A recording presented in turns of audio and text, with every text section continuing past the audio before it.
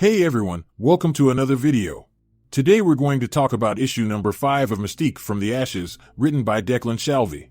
But before we dive into the story, I want to ask you a favor. If you enjoy this video, please leave a like and a comment to help the channel grow. So with that said, this issue opened in Yorktown, Virginia, with a narration saying, "My wife is bringing me home, as I knew she would. In all our time together, over all the years, I have never doubted her. History has loomed large of late. So much happened on Krakoa, so much pain and sacrifice, and now it all turned to ash. History weighs on those who remember, and Mystique remembers. She remembers the sacrifice it takes to protect those you love. My wife remembers what it takes to secure our destiny. The question I never ask her in the end, is it all worth it?" So as Nick Fury walked up with Destiny, Destiny stated, "Are you prepared to cross this line, Nicholas?" To this, Nick stated enough of the theatrics to Mystique, just as Mystique walked up to him disguised as him. And when she got there, she said, "Who's that?" There's no record of any Mystique, or at least not anymore.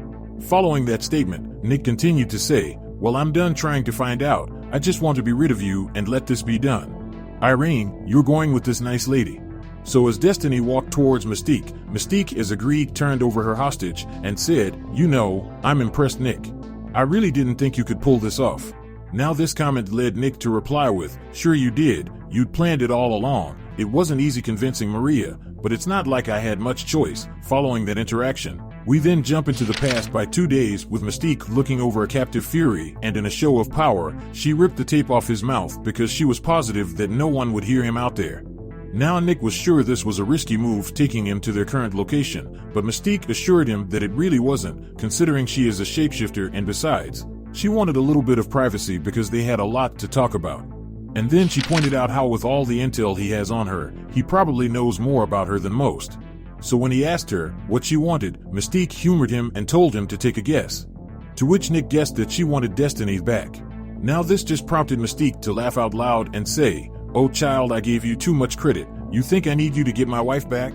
Who do you think put her with you in the first place? Destiny is exactly where I wanted her to be, safely in the custody of S.H.I.E.L.D, leaving me free to operate as I please. You can't use her against me if you already have her. I wanted to remove her as a target. So I put 2 bullets in her myself to make sure of it. I knew exactly where to hit my beloved without killing her." Now this threw Nick off guard because he had no idea that she was the one who put the bullets in her. Then Mystique went on to say, "A simple feint, Agent. You should know it well. I wanted S.H.I.E.L.D looking outward, not inward, looking for me, not at you. I wanted S.H.I.E.L.D scrambling, so I could put my real plan in motion," which was something Mystique was going to get back to in a moment. But anyway, Mystique went on to say, "I'm curious though, you followed all the leads Destiny gave you while in your custody, you trusted her, why?" Now Nick's answer was, despite her ambiguous answers, she was honest. "I knew that because she told me the future. She told me that you and I would meet face to face. I knew she was honest because I knew I'd find you eventually, and here we are." So as Mystique thinks about Destiny, Nick states, "To hear you speak about her, you clearly care.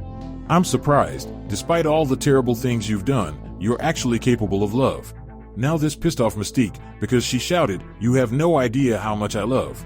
Love is the reason I set this whole plan into motion. A plan you couldn't work out with all the clues staring you in the face." So this caused Fury to ask Mystique what was her plan and what was her target. To which Mystique replied by saying, "The target was myself. I want to kill Mystique. I want to be forgotten. I want everyone I love to be forgotten and safe." So that led Fury to ask, "And how do you expect to manage that, with everything I know? I mean, if you were going to kill me, you'd have done it by now."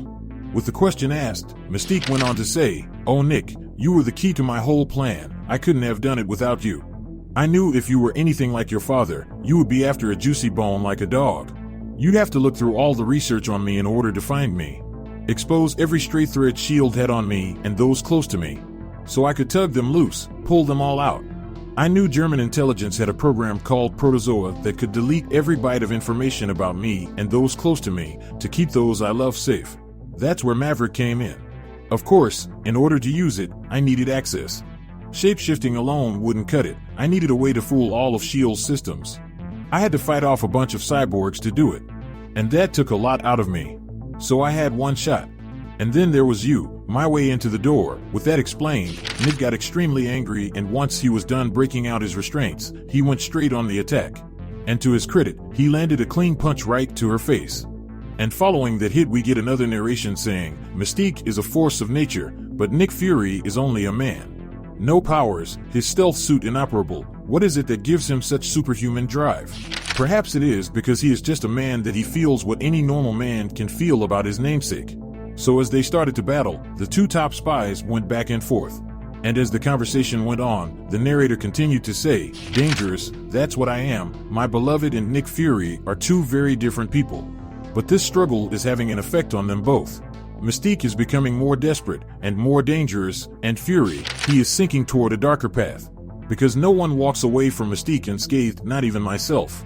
As Mystique followed Nick below, she said, before all this, I really didn't see how you made it as a spy, as a Fury, but now I see it's in your blood. You're tougher and smarter than people give you credit for, yet I was still able to play you like a fiddle. So in frustration, Nick returned to his feet and shot back with, what are you getting at? You played me, but not till after I came for you. That's the game. Now this caused Mystique to laugh and say, not quite. Destiny was right, we would meet face to face. In true Destiny fashion, it wasn't the whole truth. I said we'd never properly met before, but we'd already met, it's just you didn't know what face I used. So as Mystique started to shift, she called him a predictable Boy Scout and took the form of his father, Nick Fury Sr. Which means from the very start, it was Mystique who pulled all the strings. And then Mystique went on to say, I'm afraid that's right, you were ripe for the plucking. Directionless and in need of purpose. And it's not enough to put a key in the lock, I need to have you turn it. I used your identity both to breach S.H.I.E.L.D. and insert the Protozoa program into its mainframe database. It is set to delete all information about me and anyone connected to me. Once it does, you'll become a compromised agent, Nick. And if you bring me in, all this will end your career. But it doesn't have to, and you don't have to lose. I set off a bomb in your office to distract S.H.I.E.L.D. while Protozoa infiltrated its systems. Now you failed your mission, let me escape with my wife, and I can give you something that lets me walk away, which should keep your reputation intact. You just have to convince your bosses. For you were right earlier, I could have killed you, but that wouldn't be fun. Come on, Nick, you're already in the mud, we're both dirty. I'm offering you a way to walk out clean. So with that explained, we then jump over to the day before Nick handed over Destiny. And when we get there, we find Nick standing before Maria at S.H.I.E.L.D's headquarters.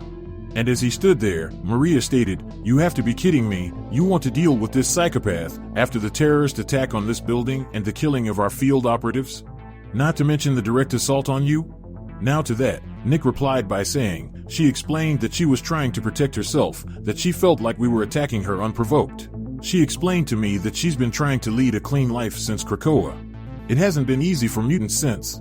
She was reacting to us, not attacking us. She could have killed me, but she let me go. This caused Maria to freak out and ask, and you believe all this?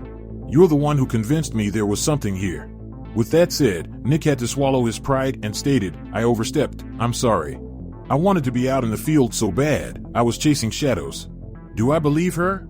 I believe if we give her back Destiny, she'll stay out of our hair.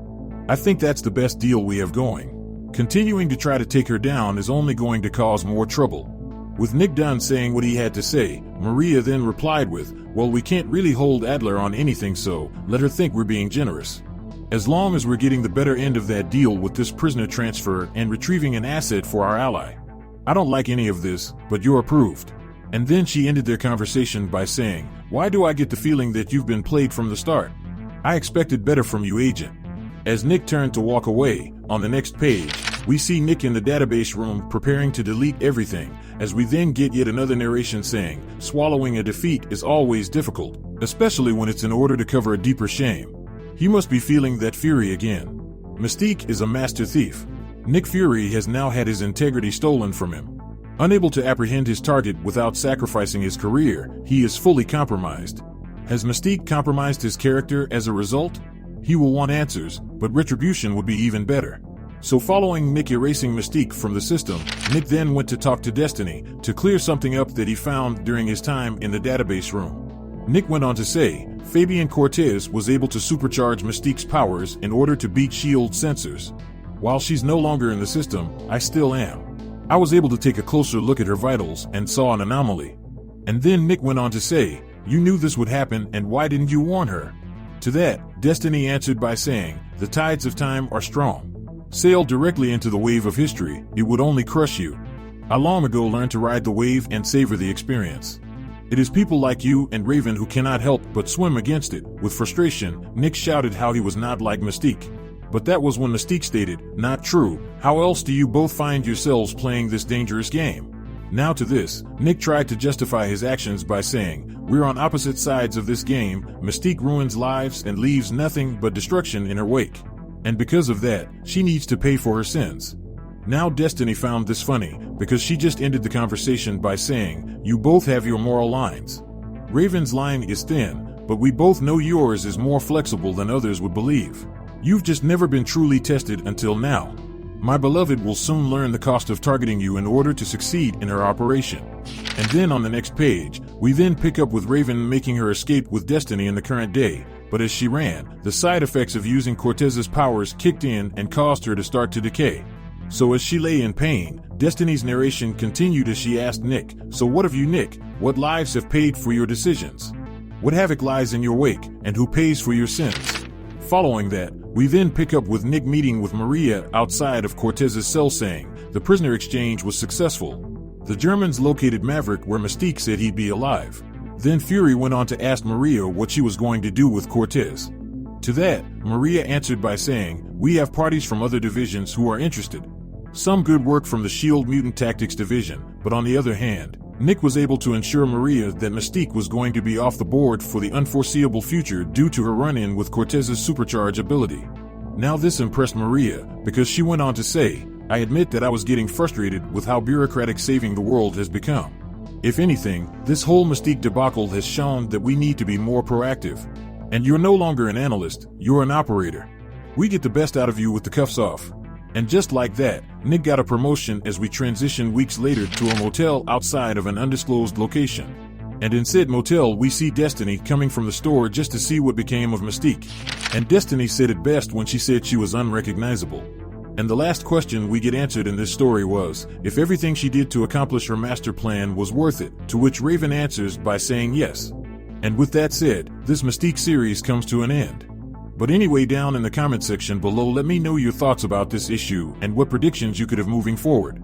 So with that established, I hope you enjoyed this video, and please don't forget to leave a like and a comment if you want to see more videos like this. Thank you for watching, and I'll see you in the next video.